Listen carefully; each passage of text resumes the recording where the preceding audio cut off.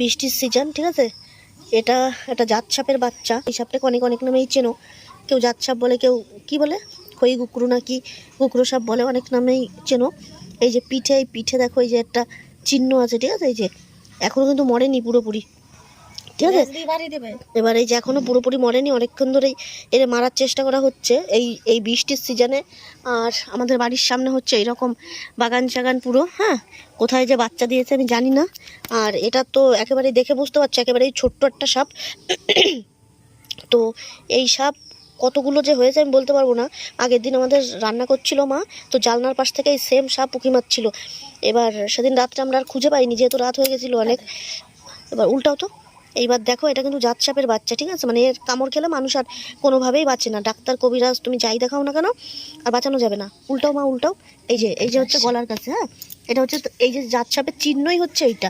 এই গলার কাছে এরকম এরকম কালো কালো দাগ থাকবে, আর পিঠের উপরে তোমার মাথার নিচে, উল্টাও আর একবার ওই পাশ করো, পিঠের উপরে এরকম এই যে যে চিহ্নটা, এই যে, হ্যাঁ, এই যে চিহ্নটা দেখতে পাচ্ছ, এইটার হচ্ছে চিহ্নই জাত সাপ। তো এই সাপটা এখনো মরেনি, দেখো এতভাবে এরে মারা হচ্ছে বড় লাঠি দিয়ে, তো কোনোভাবেই সাপটা কিন্তু মরছে না এখনো। ওই যে হ্যাঁ হ্যাঁ, এই দেখো এই যে পিঠের যে চোখ, জাত সাপের যে চিহ্নটা আর কি মানুষ চিনবে, এই যে হচ্ছে সেই সেই সেই চিহ্নটা হচ্ছে ওইটা জাত সাপের, ঠিক আছে। এবার আসল পয়েন্টে আসি।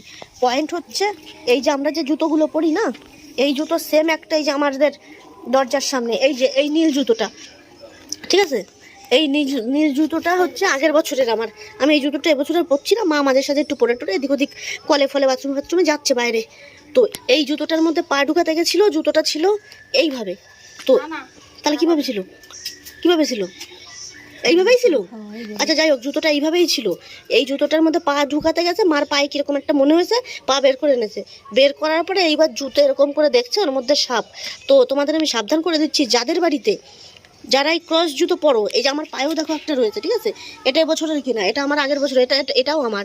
তো যাদের বাড়ি এই ক্রস জুতো আছে না, তারা অবশ্যই জুতোগুলো পায়ে দেওয়ার আগে অবশ্যই চেক করে নেবা, বাচ্চা হোক বড় হোক যেই হোক, যাদেরই এই ক্রস জুতো না অবশ্যই কিন্তু চেক করে নেবা। এই সাপটা ওই জুতোর মধ্যে ছিল, ঠিক আছে। একে অনেকভাবে এর মাথায় আঘাত করা হচ্ছে, তারপরে ওই যে নড়েই যাচ্ছে, মানে এখনো মরেনি। তো এটা হচ্ছে বাচ্চা, জানি না জানি কতগুলো বাচ্চারও আছে। বড় সাপ তো এখনো পর্যন্ত চোখে পড়েনি।